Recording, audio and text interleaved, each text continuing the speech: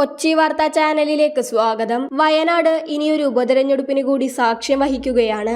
വയനാട്ടിലും റായ്ബറേലിയിലും മത്സരിച്ച് വിജയിച്ച രാഹുൽ ഗാന്ധി റായ്ബറേലി തിരഞ്ഞെടുത്തതിനാൽ വയനാട്ടുകാർ വീണ്ടും തങ്ങളുടെ വോട്ടവകാശം വിനിയോഗിക്കാൻ പോകുന്നു. സ്ഥാനാർത്ഥിത്വം കൊണ്ട് VIP മണ്ഡലമെന്ന ലേബലിൽ അറിയപ്പെട്ടിരുന്ന വയനാട് വീണ്ടും ആ ലേബലിൽ തന്നെ അറിയപ്പെടുകയാണ്. കാരണം സ്ഥാനാർത്ഥിത്വം തന്നെ. ഇനി വയനാട്ടിൽ വനിതകളുടെ തീപാറും പോരാട്ടമാണ്. കേരളത്തിൽ നിന്ന് ഒരു വനിതാ MP പോലും ലോക്സഭയിലേക്ക് തിരഞ്ഞെടുക്കപ്പെടാത്തത് ശ്രദ്ധേയമായിരുന്നു. എന്നാൽ കേരളത്തിൽ നിന്നും വയനാടിനെ പ്രതിനിധീകരിച്ച് ഒരു വനിതാ MP ലോക്സഭയിലേക്ക് ഉടൻ തന്നെ എത്തിച്ചേരും. വയനാട്ടിൽ കോൺഗ്രസിനു വേണ്ടി അംഗത്തിനിറങ്ങുന്നത് ഗാന്ധി കുടുംബത്തിന്റെ ഇളമുറക്കാരി പ്രിയങ്ക ഗാന്ധി. രാഹുലിനെ ഗംഭീര വിജയത്തോടെ ലോക്സഭയിലേക്ക് എത്തിച്ച അതേ വയനാട് തന്നെ രാഹുലിന്റെ അനിയത്തിയെയും അതിഗംഭീര വിജയത്തോടെ ലോക്സഭയിലേക്ക് എത്തിക്കുമെന്ന പ്രതീക്ഷയിലാണ് കോൺഗ്രസ്. പ്രിയങ്ക വയനാടിന് അന്യയല്ല. ഈ ലോക്സഭാ തെരഞ്ഞെടുപ്പിൽ രാഹുലിന് വേണ്ടി വയനാട്ടിലേക്ക് 2 തവണയാണ് പ്രിയങ്ക പ്രചാരണത്തിനെത്തിയത്. പ്രിയങ്കയെ സ്വീകരിക്കാൻ വൻ ജനാവലിയും ഉണ്ടായിരുന്നു. സംസ്ഥാന സർക്കാരിന്റെ ഭരണത്തിനെതിരെയും പ്രിയങ്ക ശബ്ദമുയർത്തിയിരുന്നു. ഇരു മണ്ഡലങ്ങളിലും രാഹുൽ വിജയിച്ചതോടെ വയനാട്ടിൽ ഉപതെരഞ്ഞെടുപ്പ് ഉണ്ടാകുമെന്നുറപ്പിച്ചിരുന്നു.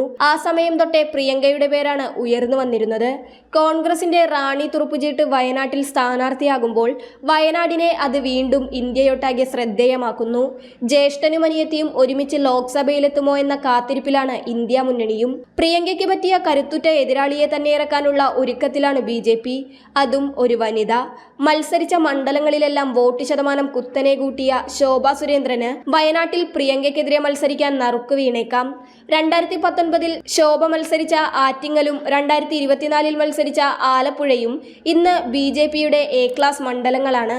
സംസ്ഥാന അധ്യക്ഷൻ K സുരേന്ദ്രനെയും V മുരളീധരനെ വരെയും കടത്തിവെട്ടുന്ന മത്സരം കാഴ്ചവെച്ച ശോഭാ സുരേന്ദ്രൻ വയനാട്ടിൽ BJPയുടെ സ്ഥാനാർത്ഥിയാകുമ്പോൾ മത്സരം ഒന്നുകൂടി കടുക്കുമെന്ന കാര്യത്തിൽ സംശയമില്ല. BJPയും കോൺഗ്രസും വനിതകളെ ഇറക്കുമ്പോൾ LDFും അതിൽ നിന്നും പിന്നോട്ടില്ല.